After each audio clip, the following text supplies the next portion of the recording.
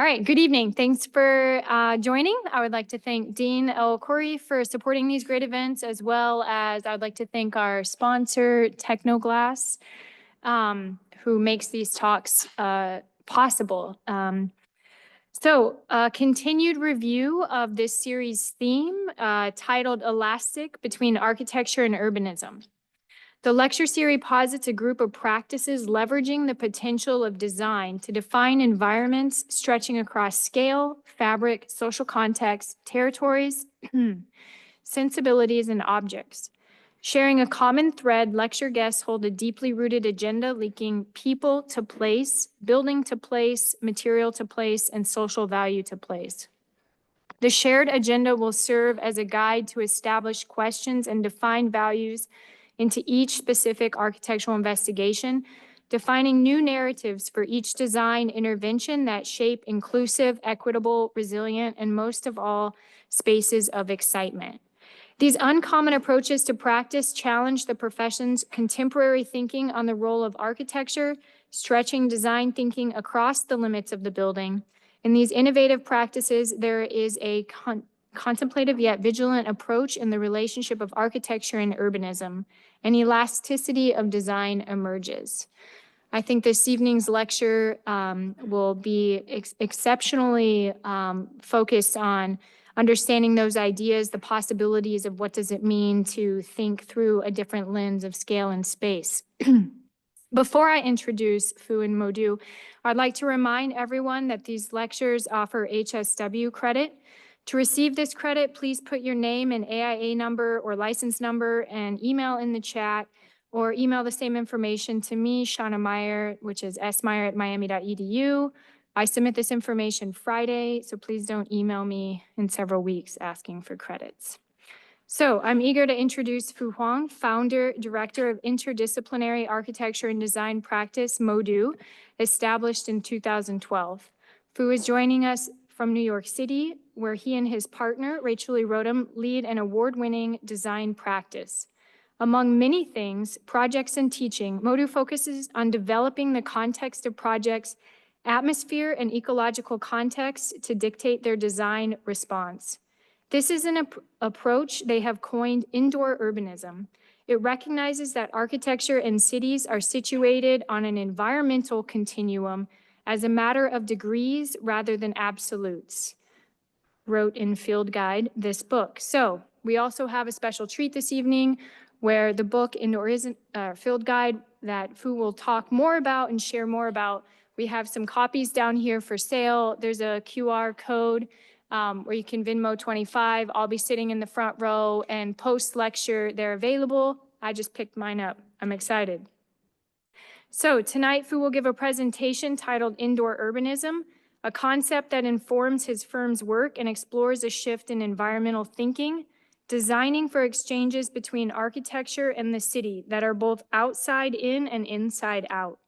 Indoor urbanism merges the opposing scales of urbanism and interiors, prompting architecture's borders to recede. An essential question is raised. In the face of the climate crisis, what is architecture's capacity to change? Please help me welcome Fu Hoang. Thank you. Thank you, Shauna, for the introduction. Thank you, Dean El Khoury, for the invitation, and for Jermaine as well. So I'm Fu Hoang.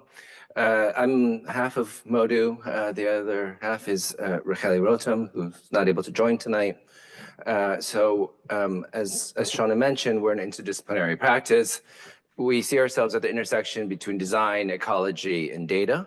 We're a design practice focused on buildings, but also one that conducts research. For us, research is always design-led. Indoor urbanism is a research concept. It guides a lot of our work. It's about architecture being at the middle scale of the built environment, but more importantly, at the intersection between the two extreme scales between the urban and the interior. So this is, I'll start with something obvious. This is the color blue. This is actually the same Pantone swatch as the blue in our book, but more importantly, we see this as something that is a kind of historical analog, which is that the word for the color blue did not exist in ancient languages. And for a while, they thought that it was because the human eye at the time, the DNA of the human eye could not see the color blue, but actually the word didn't exist. So in ancient Greco-Roman and in Chinese, Japanese language, there was one word for the color blue and the color green. And often, sometimes even that word would also be used for the color black. So we call this invisible blue. Architects, what we do is we render visible the invisible. We're always trying to give form to the immaterial. And at MODU for us, this is that the invisible are microclimates, the material are thresholds, and the visible is weather, and the invisible is climate. And this is how we start the book. These are lexicon terms. They're the representation of an idea for us. They're all hybrids that synthesize architecture and the environment. It's the language of our practice. It comes from teaching. It comes from our design projects, our research projects. And altogether, they form this glossary. So no individual term really matters, but the 50 terms together are the multiple ways in which we define indoor urbanism. And like the color blue, these ideas need to be made visible in order to begin designing for them. And when you take them all together, they're arguing for an idea that architecture and the environment are extensions of each other, that it's not an either or situation, but a both and. And a lot of the terms are actually seemingly contradictions. They're contradictions that defy categories. They don't neatly fit into any boundaries of architectural typology or even of disciplines of the built environment. So Raquel and I are both immigrants. So maybe this is the moment to kind of repeat it. We're both immigrants. And for both of us, English was our second language. So my first language was Vietnamese, which reads left to right. Raquel's is Hebrew, which reads from right to left. And so these terms can be read from both left to right and right to left. And actually this kind of dual reading prompts often misunderstandings, misreadings, misinterpretations, and those are actually productive in kind of a practice that is, let's say, culturally diverse, such as ours. So this is the front and back covers to the book. The book design was done by a fantastic firm called MGMT Design. It's published by Hache Kans out of Berlin. But like the lexicon, the book covers, the book can be read on the outside from left to right and right to left. So we look a lot at climate migrations as both environmental and social change. The climate of our cities are changing drastically. New York has changed about 5 or 6 years ago, no longer humid continental, now humid subtropical.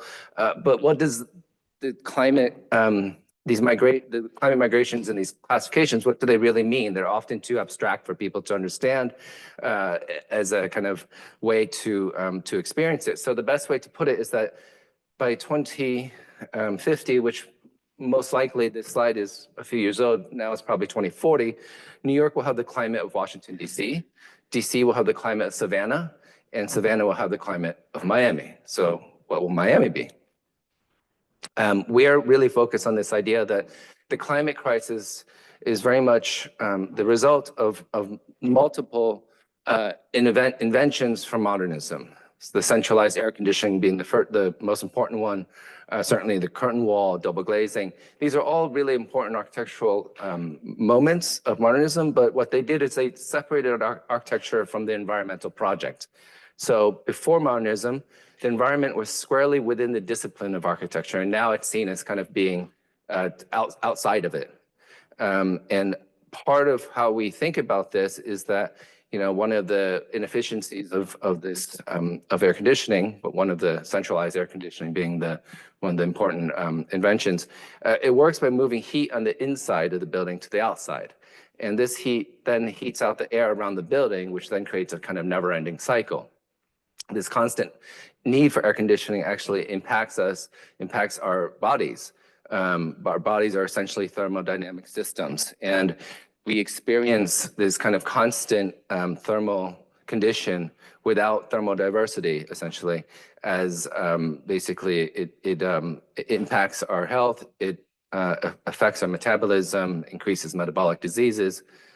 So for those of you who are taking your building technology courses, you should recognize this chart. It's like psychometric threshold. We're less interested in what is typically referred to as the comfort zone, and we look outside to what we call the comfort threshold. So the comfort threshold is an idea that if you can passively cool the air around a building, it makes the interior air need less heating in the winter. So much of our work is about designing the architectural threshold, the in-between of indoor and outdoor, of public and private, and of the city and the room. So the work is about really seeing interiors architecture in the city as a continuum that is connected by the environment. It is an architecture with fewer borders. And I'm always reminded I came as a refugee from Vietnam at a very young age. And it was not until 30 years later that I returned back to Vietnam. And I found this strange familiarity, I think a kind of cultural familiarity in the Vietnamese built environment, a kind of open border between architecture in the city and between the indoors and the outdoors. These were all kind of in-between spaces, thresholds, where really it seemed like that's where urban life was. That's where the family would gather. That's where friends would meet. So a lot of our work is informed by this idea that we don't need to reinforce the wall. Sometimes we may thin it, sometimes we may thick it, but we always try to design walls as a threshold space that can be occupied, that is both, for us, both an architectural and a environmental project. There are three concepts to the indoor urbanism that I'm going to go over tonight. These are the kind of sections of the book: the public floor, the incomplete whole, and second nature. The three concepts are tested in cities, three different global cities. Each one has its own form of indoor urbanism. So the public floor is based on New York, where MODU has been based for the past 14 years. The incomplete whole is based on Rome, where Raquel and I lived for a year as Rome Prize Fellows, and shortly after that, meeting Jermaine there. And second nature is based on Tokyo, where we also lived for some time and found a culturally specific relationship between architecture and the environment that I think is more common in Asia, and a version of it also exists in Vietnam. So in each of these cities, we work in various modes. We have client-based design projects. We conduct environmental and urban research. We do writings. We do conversations. We essentially refuse to believe in this distinction between practice and research or design in theory. For us, they're all kind of intermingled. So the first concept is public floor. It's really about the borders and imagining an open city, an architecture with less walls. It's also about seeing the ground floor of the city as a kind of continuum between interior and exterior spaces, and shifting the perception of cities from the vertical to the horizontal character. This is the first kind of theme is based on this research project, Horizontal City. And it was a research project where we didn't really know what we were researching in the beginning. The whole studio, everyone in the studio, we would do these kind of weekly or walks around the city. We'd go to 12 neighborhoods in 5 different boroughs. We document the open spaces of the city and their microclimates. We then meet up together. At the end, we'd get together and meet up in Chinatown for dim sum, which is an important thing to do. We would eventually focus on the sidewalk as one of the longest public spaces in the city. There's over 12,000 miles of sidewalk in New York, and they're all thresholds. So you can kind of see in the kind of middle top row, a flower shop that would extend its plants out into the sidewalk, kind of creating a pop-up garden, or middle bottom, a ping pong table that owners of a restaurant had set up for people to burn some calories before picking up their takeout order. So this is the legend of a series of drawings for the horizontal city. We're trying to essentially render visible the everyday microclimates in a more open city with its thresholds and with its open spaces. These are all, what we're trying to do is basically draw the immaterial. This is the shade of buildings in parks, tree shade, bus shelters, even the outdoor dining structures that were built during the pandemic. All of this for us constitutes New York's public floor. It's essentially research of the shade. It would eventually lead to research of the shade inequities of the city in the public floor as a kind of continuous experience. There's two kind of microclimates in the city, one which is in the street and sidewalk, and the other is inside the inner blocks, basically a different microclimate in the rear yards. So what we try to do in these drawings is just kind of imagine this kind of continuous ground floor of the city, essentially almost buildings without walls. This is pretty, I think, well known. Neighborhoods with the highest per capita income have more shade. So between these two neighborhoods in Brooklyn Heights and in Eastchester, Bronx, there can be as much as a 30-degree surface temperature difference on the sidewalk. And what we're arguing for is that urban shade should be a public right and not a public amenity. Air rights is not just a development term, but it's also a definition of the commons. So in the Eastchester public housing project in the Bronx, there's ample shade in the park section or within the housing, which is a kind of a tower in the park housing project. But a lot of this is separated by fences, and there are very few trees on the sidewalk where it would be more accessible. We know well the environmental benefits of trees. They facilitate air filtration, they increase biodiversity, they improve health, they reduce heat risk. All of these things are important. But as an architecture practice, we also see it as an architectural question. How can the built environment provide more microclimates, especially in these kind of underprivileged neighborhoods? In Roosevelt Avenue in Queens, there's not much sidewalk trees and in a way, not much shade at all. It's really just from the overpass of the 7 train subway as a form of architectural shade. So Horizontal City envisions a city with more microclimates, more adaptable to changing climates, and more architectural forms of shade. And we're designing, here we designed for and with microclimates, is also designing the in-between of the environment and the body and of architecture and the city. It would then, this kind of research, this project was preceded the research, but it probably, they kind of speak to each other. We do, in the first 10 years of our practice, I think we did 10 public installations in different places in the world. It was for us always a form of built research. So we did work with the Cooper Hewitt in New York, with Design Museum Cologne. A lot of them are these ideas about atmosphere, trying to intersect environmental dynamics with social dynamics. And much of the work was about designing with immaterial matter, air and wind, and seeing them as almost like architectural material. We did work with Storefront for Architecture, and here, Art Basel, Miami Beach. So before I show cloud seeding, I wanted to show this just because this is for us, this was our first public cultural installation for Art Basel in 2010, which we've always kind of, it was a very important project to us, and really a lot of the ideas that would come out of this were still developing. And it came out of a competition hosted by Creative Time, the public arts agency in New York. So during the 4 or 5 nights of Art Basel, each night was organized around a different city with a different arts organization. We wanted to design something in which all kinds of performance arts can occur. So there are formal spaces, informal ones, things on the sand, things on stages.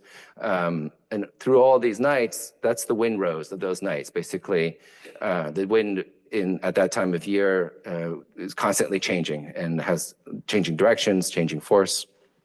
So we designed a project that would change with that wind, 7 miles of rope. And each night it would take on a different form, as if they were giving expression to the air and to the wind, almost an architectural form. So that's just very briefly about that project. But I also wanted to talk about these kind of installations that we do for cultural institutions. And how we think about, for example, something such as waste. And we try to make these issues that are issues of the environment, we make them part of our design. So we had prearranged the 7 miles of rope would all get donated to local schools. The steel, we left the steel unpainted so that it could all be returned to the foundry to be melted back down.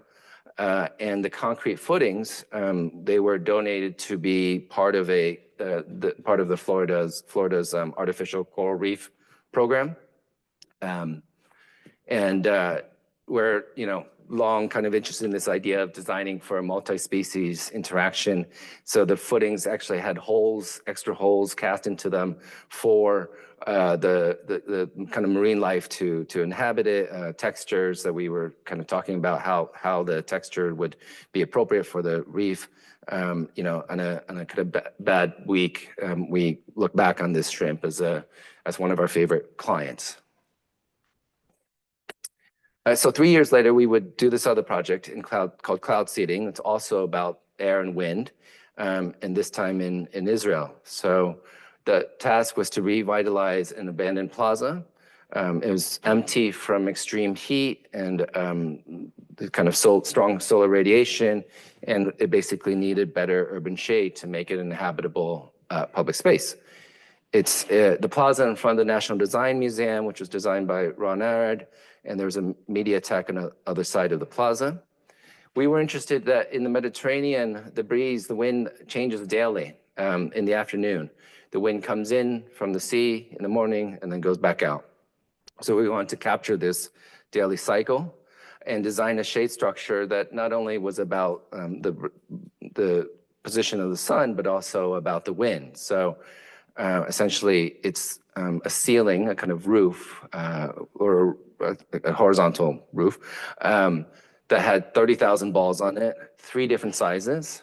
And we're kind of designing for a state of incompletion, something that's constantly changing.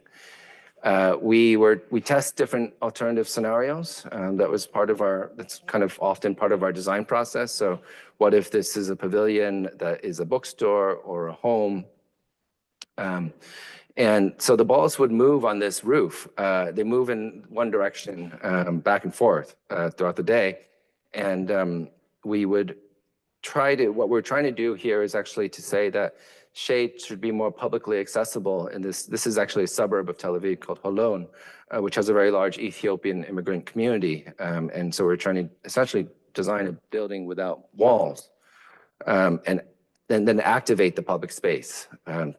Basically, the way that we always see these projects is that they are incomplete until they get activated, until essentially the weather and the public come into it.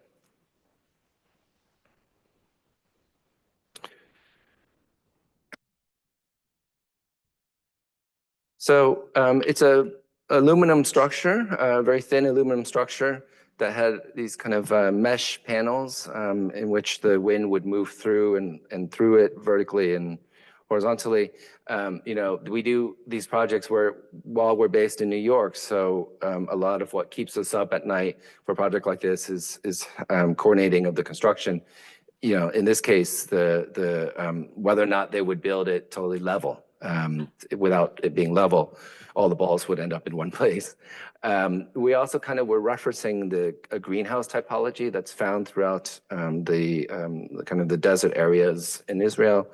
And in a way, what I think this project has always been kind of important to us because it's about this idea of more open-ended architecture with less matter, and how we can use this kind of architecture to connect people to the environments that surround them. We collaborate with cultural institutions for the programming of these kind of projects. So we organized with the museum outdoor dance classes. There was a loan library at one point, but also it's just kind of very simple. It's about just finding the space to play ball in the shade.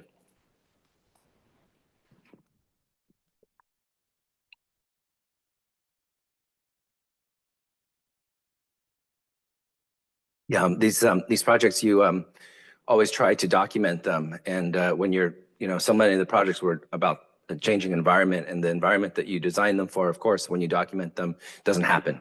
So the video that you saw, it took we had like an abnormal several days of absolutely still wind, of course.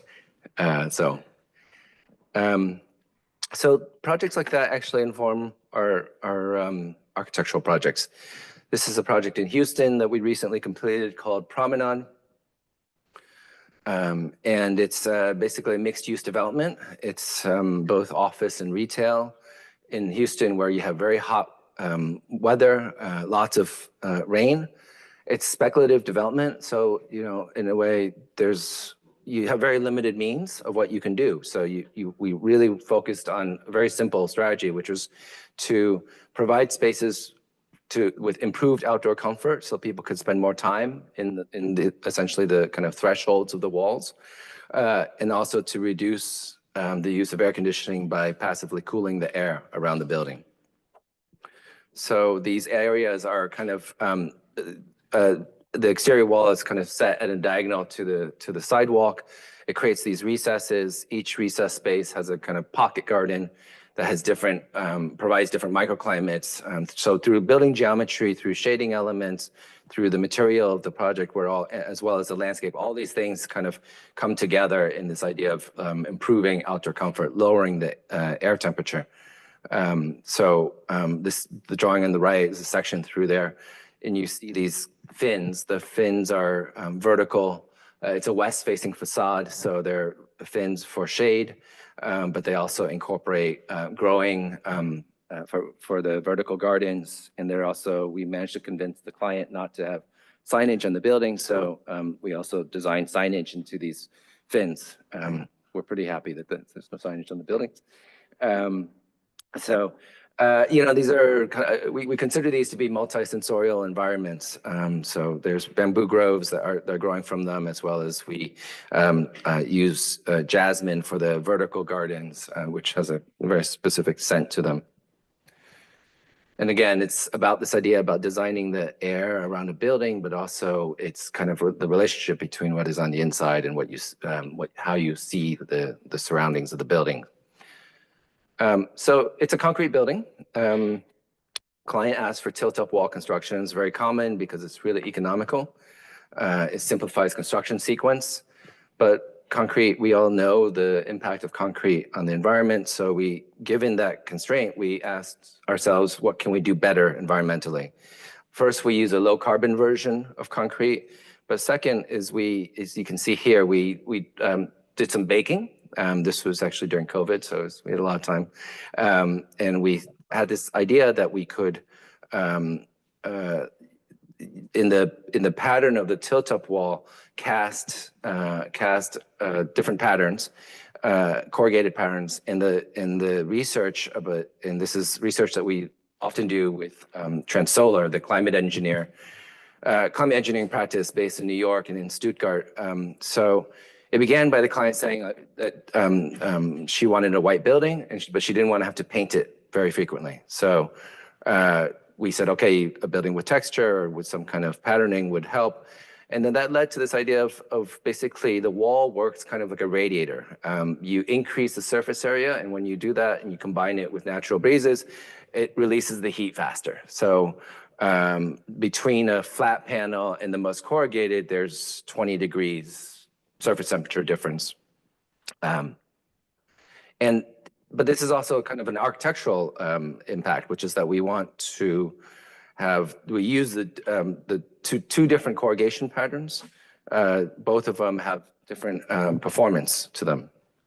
And I think it's important to point out, we do have word projects that are mass timber. I'll show one tonight, but even when you're using something like concrete and steel, we're always trying to do better with it. We're always trying to improve our environmental impact with materials like that. So here, the image is on the left. There's two different patterns. So the left one has a different corrugation than on the right. So that's not paint. It's literally just a kind of very subtle material difference. And our photographer photographed it when the sun was hitting it in a particular way. So it's we're trying to connect a kind of material aesthetic effect with an immaterial thermal experience.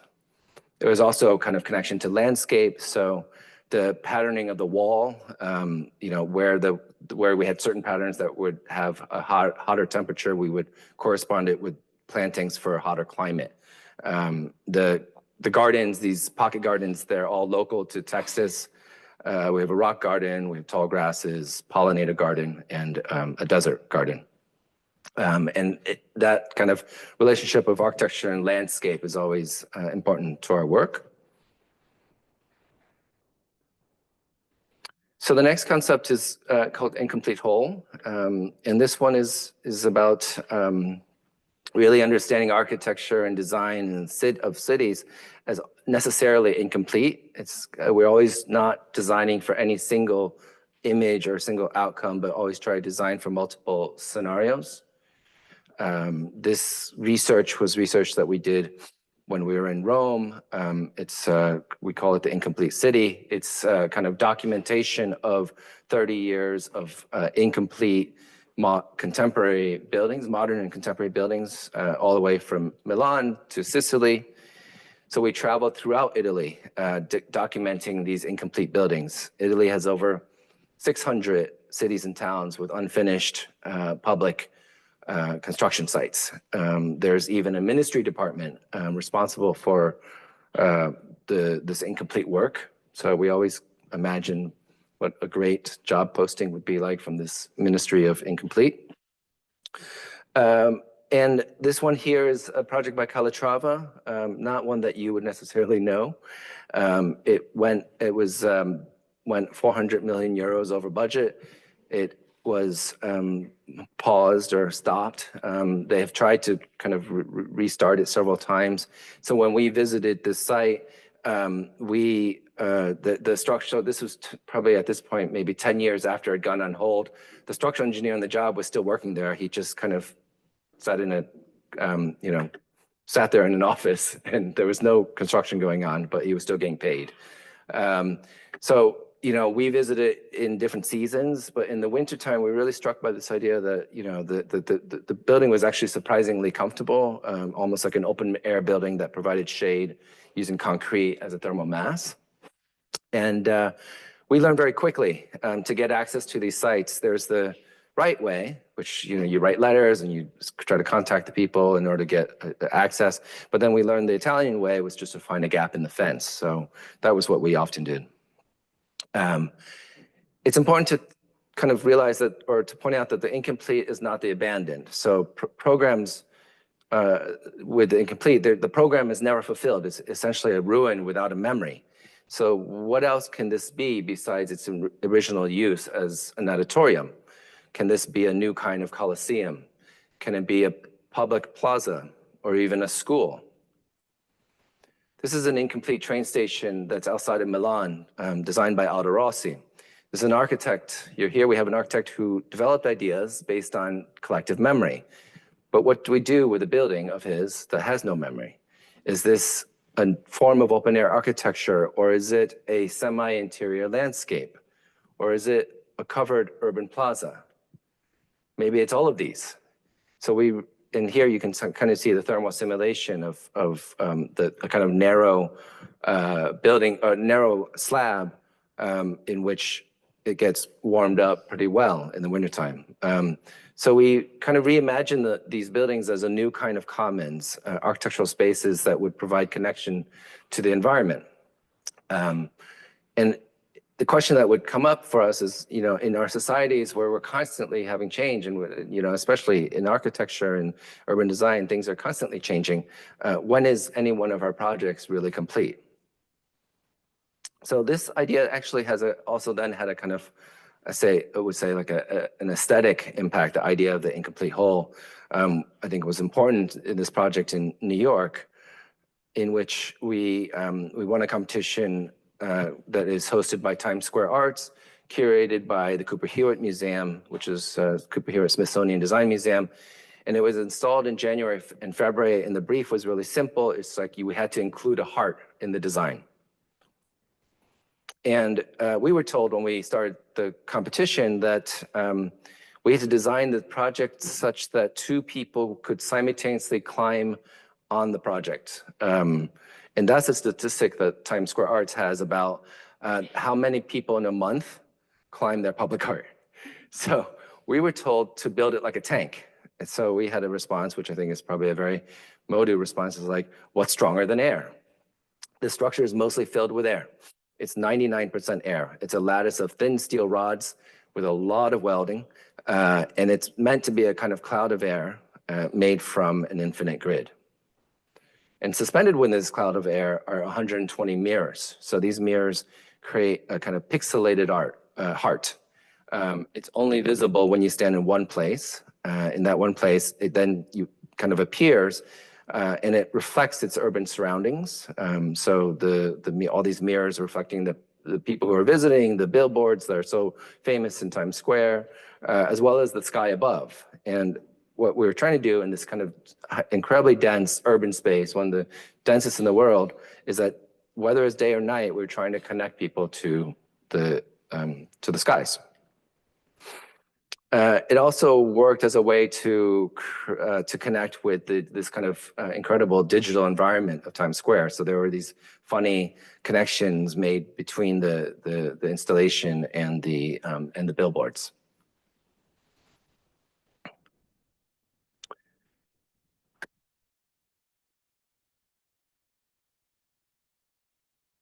So the idea is that it's a kind of quiet piece amid a space of urban spectacle. What you're seeing here is this kind of idea of the horizontal section versus the typical vertical section that defines New York. This is, again, the idea of the public floor.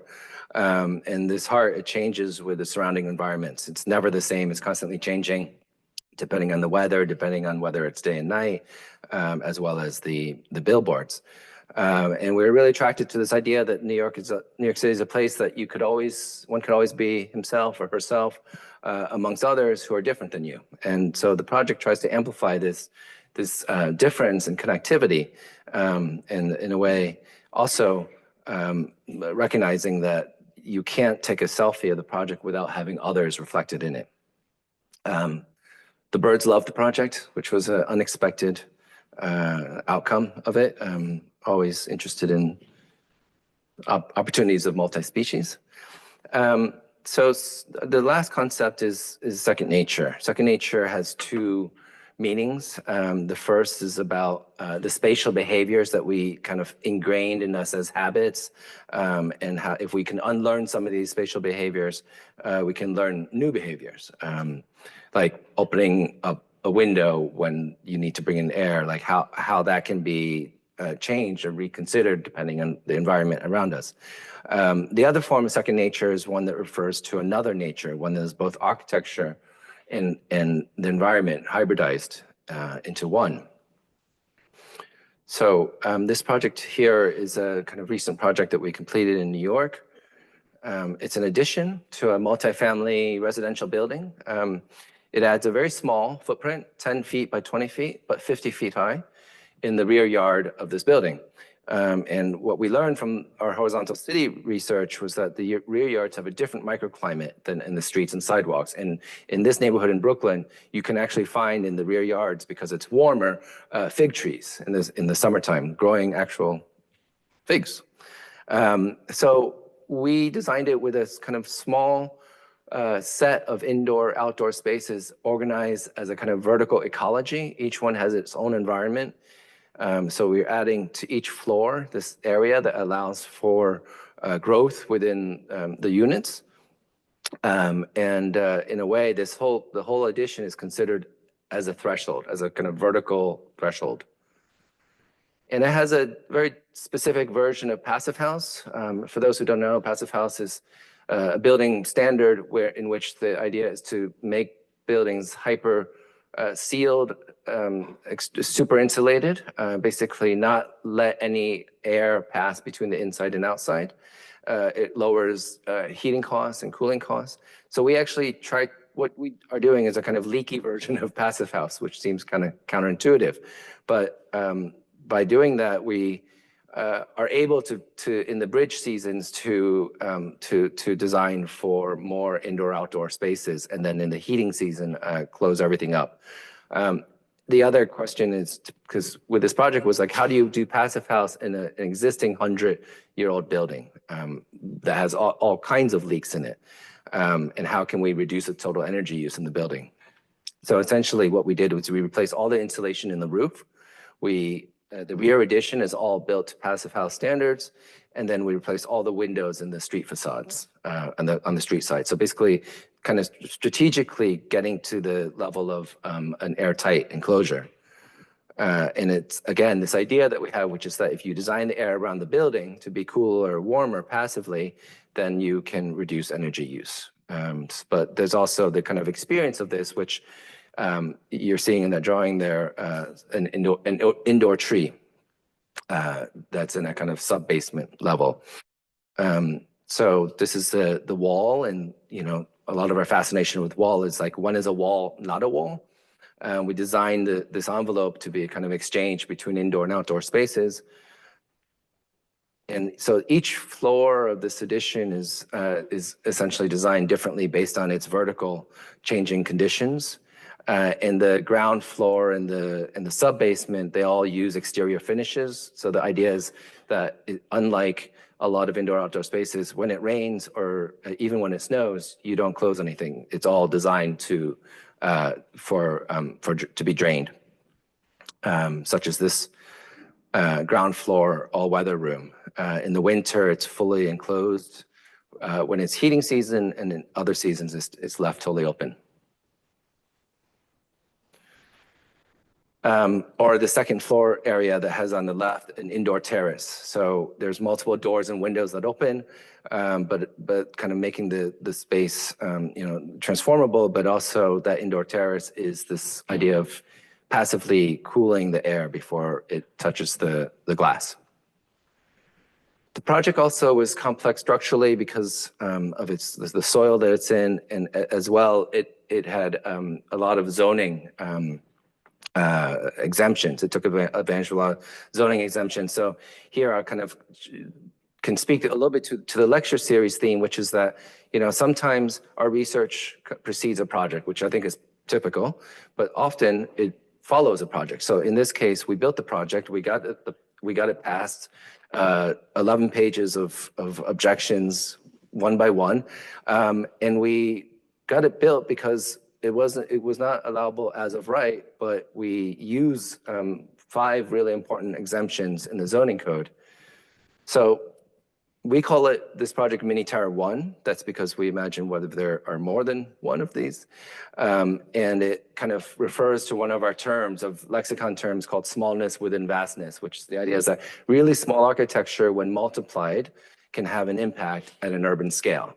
So we were kind of pleased that the project won an AIA award from the New York chapter, literally they created a title for the project because it kind of is in between architecture and urban, and it's called, we won a title for microarchitecture and urban planning, which I've never heard of before, but we're happy to get it.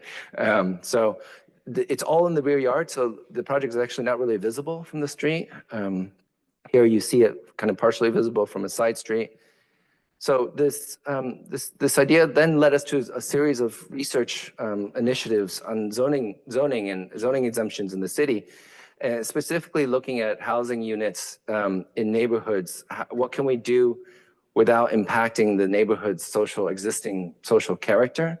Essentially trying to increase density to what's called middle housing. You often hear this term, the missing middle housing. So, all the housing that's between single family homes and large housing complexes, that's all the middle housing. That's the townhouses, the fourplexes, the live work spaces. These are all the things that you find in many cities, and especially in this neighborhood of Brooklyn. But often it's spoken of in terms of new construction. And what we were trying to do is think about how do you densify middle housing that's existing. So in a way, how do we get more out of them rather than demolish them? So you can kind of see the strategy in the section on the left. And the question was like, can we imagine multiple lots within a block, the rear yards, with several mini towers, each one giving access to a kind of collective rear yard open space. We use GIS to identify these zoning exemptions and then map them in this case in Brooklyn. These exemptions basically in the New York Building Code, they're called irregular lots. So we kind of like that name. And then basically what we found was that they occur more frequently and essentially the exemptions become a rule. And these maps that you're seeing, they're mapping the 5 zoning exemptions and the lots in the city, in Brooklyn and Queens in which these are met. And this kind of zoom in shows how, in a city like this, in terms of urban growth, it's actually created a condition in which irregularities actually become the rule. And it raises this question of like, what is the role of zoning in a city like New York when the irregularities have more value than as of right rules? This, moving on to kind of one of the last research projects, this was a project we did while we were in Japan, in which we had conversations with that list of architects: Fumihiko Maki, Itsuko Hasegawa, Kengo Kuma, Ryu Nishizawa, Takaharu and Yui Tezuka of Tezuka Architects, Go Hasegawa, and Akihisa Hirata. These are conversations. We always find that conversation across architecture cultures are very important. So while we were there in Japan, this was on an NEA fellowship, Kelly and I had these conversations with 7 architects over 5 generations. This is 50 years of architecture culture in Japan, from post-war metabolists, Maki, to practices that emerged after the 2011 tsunami. And the conversations occurred during this summer, this particular summer that was a kind of summer of record extreme weather events. We made it through 2 heat waves, a typhoon, flash floods, and an earthquake. Each of the conversations, we would ask a very similar set of questions to the architects, and these questions overlap our own work. And what I became very interested in is something that Nishizawa said, that the difference in Japanese culture between horizontal and vertical history, that in Japanese architecture culture, architects are not so interested in what the work of their colleagues or the peers of the same generation do, but they're extremely informed and extremely kind of knowledgeable of those who precede them. So this idea that history is vertical. So if we look at these 3 examples, Fumihiko Maki, Itsuko Hasegawa, who's less known outside of Japan, but she would be Toyo Ito's generation, and Ryu Nishizawa of Sana. This is separated by 40 years, but there's a continuity of projects between these practices where they're testing a similar set of ideas. So Hillside Terrace by Maki is a building at the scale of a city, and Court Decor Yonesaka by Hasegawa, and the Moriyama House by Nishizawa, this is a city at the scale of a house. All of these projects are in conversation with each other over a 40-year period. So we asked each of them a question about the border between the inside and the outside. And all 3 of them answered them in terms of designing space between buildings and activating it. This is an idea that began by Maki. Hasegawa and Nishizawa answered it very similarly. So Maki passed away recently, and I think that his work has been looked at again. It's been looked at again and again because of its important influence, especially his ideas of collective form and open linkages. These are design concepts that have been part of architecture culture for 60 years now, both in Japan and outside of it.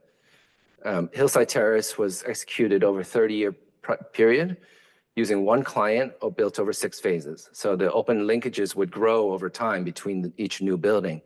Maki was an incredibly humble architect. I just always remember this. So every time we would ask him a question about his projects, he would always say that it was the client. So when we asked him about Hillside Terrace, he said he gave credit to the client for the innovations of this idea of like a project that would grow and the linkages would grow over time. He took very little credit himself.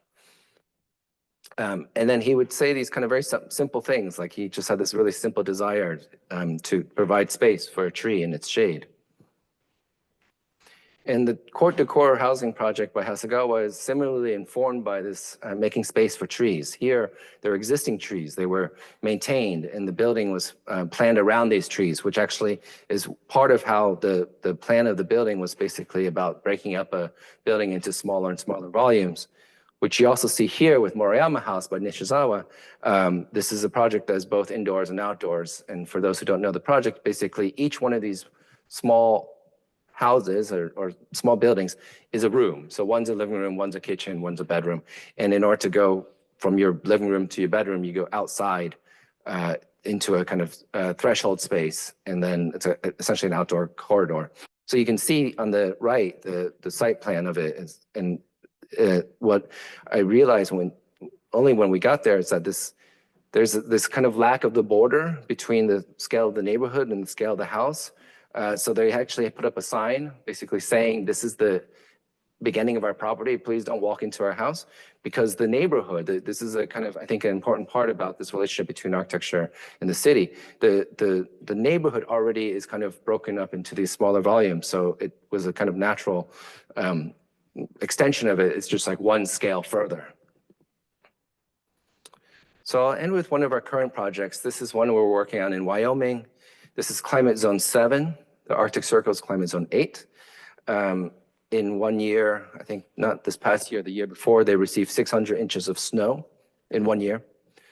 And this also is a project in which this idea of this kind of that we learned in Japan, this idea of smallness within vastness extends itself. So it's a nature observatory. It's sited within 30 acres of a kind of a reserve in the greater Yellowstone ecology. There's a migratory corridor of the Snake River. So we sited the project on that, very close to that migratory corridor, in which elk, moose, and deer, and some occasional bears, but we won't talk about this, walk by. We were able to work with a client, and this was kind of a really special opportunity, privilege to select a site. So we ended up choosing a site that's, again, a threshold in nature that is between a forest and a meadow. And this project is similarly also about thresholds. So it's a very simple diagram, 2 rectangles, 1 exterior, 1 interior space, and the space in between is an all-weather room. The 2 corners that are left over from the diagram in the kind of top right and bottom left, those are wildlife blinds where visitors can stay in those spaces and watch the wildlife without them seeing or without being seen by the wildlife. So the site is also at a nexus of walking paths in the reserve. One of the paths actually becomes part of the building. So you walk off the path into the building, and the path moves through the interior and then out onto this, as you can see, this kind of bridge that takes you up through the tree canopy onto the roof terrace. And this experience is, I think, we see it as being immersive rather than distanced. So like you're not studying wildlife behind glass. This is the site in the wintertime. It's probably one of the most incredible sites that we've designed for. So the all-weather room that's marked in blue, that's where we also designed that space for as much thermal diversity as we can. This room is also includes hot and cold plunge pools for the this kind of reserve. And the all-weather room is the threshold. It has a different role than is typical because of the sauna that's in there. So in the winter, it can be open to either indoors or outdoors, allowing for the kind of use of hot sauna in the cold air. All of these kind of high energy programs, they all used from the geothermal wells in the site. So we're trying to provide this uninterrupted view of the Teton Range that is both from the kind of lower deck as well as the roof terrace. So I show this. This is, another project where we collaborate with Transolar on it. And, I think much of what I show in a way is about the environmental experience, but there's also a lot of work done for environmental performance. This is, the design specs for the project. It is both passive house and net zero energy. And it also uses radiant floors and walls. So radiant floors are very typical. Everyone is pretty familiar with them. We're also using radiant walls.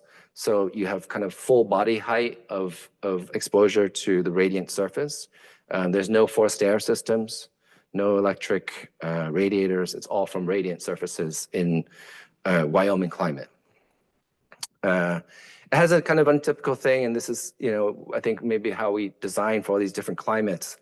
It has a roof cantilever that faces north, which is untypical, but in this climate, you don't want to shade your south facade because you're going to decrease the solar heat that comes in. You want that solar heat as much as possible. We ended up doing a north-facing cantilever because that's where the people coming to the observatory, they would have the opportunity to be there without the snow and basically kind of experience the 600 inches of snow that they get a season. So like much of our projects, this is designing thresholds, and one in which we're looking at thresholds that exist in nature as well as thresholds that are within the architecture itself. So I'm here at the end, or perhaps the beginning. We're always looking forward to what we learn in the work that we've done. There's one central idea, I think this Shauna asked, can indoor urbanism prompt architecture to be more adaptable in changing to address the climate crisis while also envisioning better futures? So this is both about experiences as well as performance. And it's necessary, I think, for us to design architecture that's more that can respond better to the environmental crisis, but also design places for people to connect. It's increasingly important as, I think the real impact that we have as architects and as designers is that we practice this discipline of extreme optimism. And that's what we take forward in our future work. Thank you.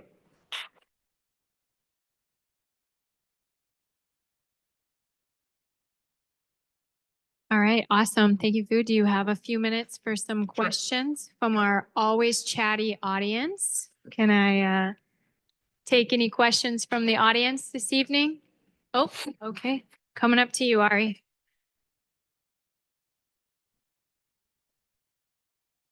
Yeah, you need the microphone so the people on Zoom can hear it.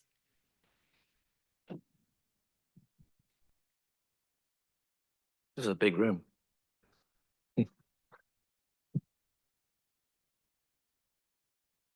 All right. I've got no experience using a microphone, but this should work. I wanted to ask you about Mini Tower 1, and if you've considered kind of using the same philosophy of adding instead of destroying to perhaps like public housing projects that are in New York and that just sit there like in the Eastchester Gardens that you showed. I'm sorry.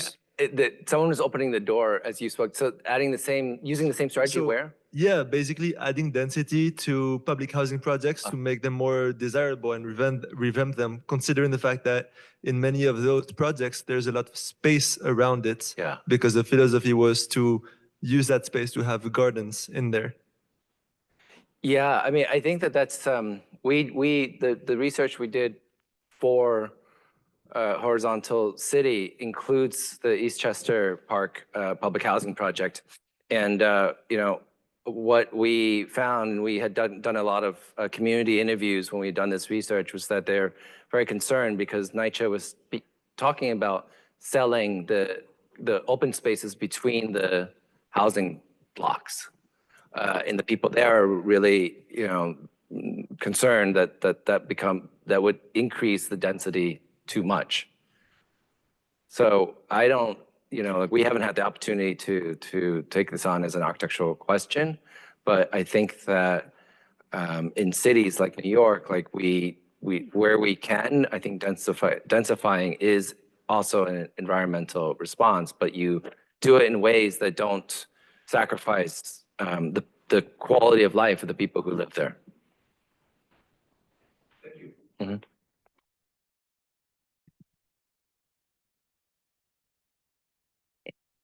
Wonderful presentation. Thank you. Thank you. Recently, I met someone from an advisor to the U.S. Treasury who is trying to find projects that can be financed, funded, receive grants from the IRA that would have solar arrays, batteries, and they use the terminology resilience hubs.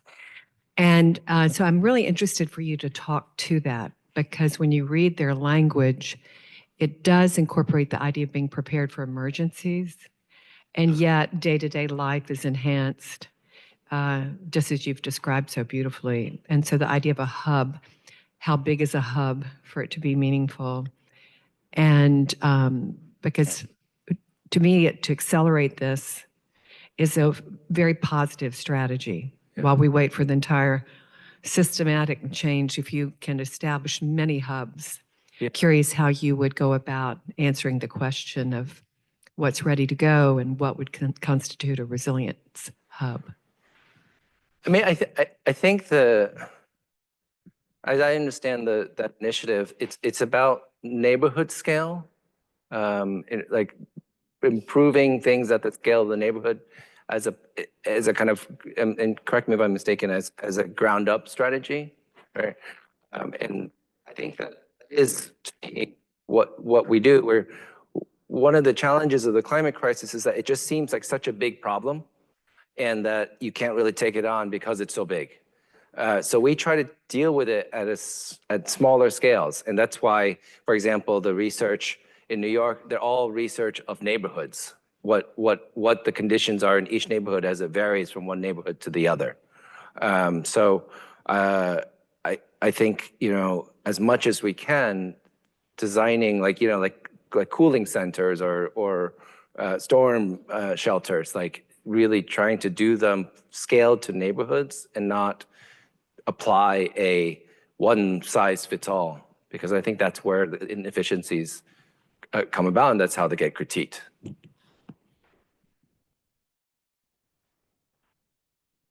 Any other questions from the audience? Up front? Buddy? All right, well, we'll end on that one. Thank you so much for taking the time to join us. I thought the lecture was amazing. It's great to see the work, and it spoke so much to the conversations we've been having this semester about the ideas of indoor, outdoor, and designing across scales. So thank you for taking the time to share your work with us, Phil. Thank you.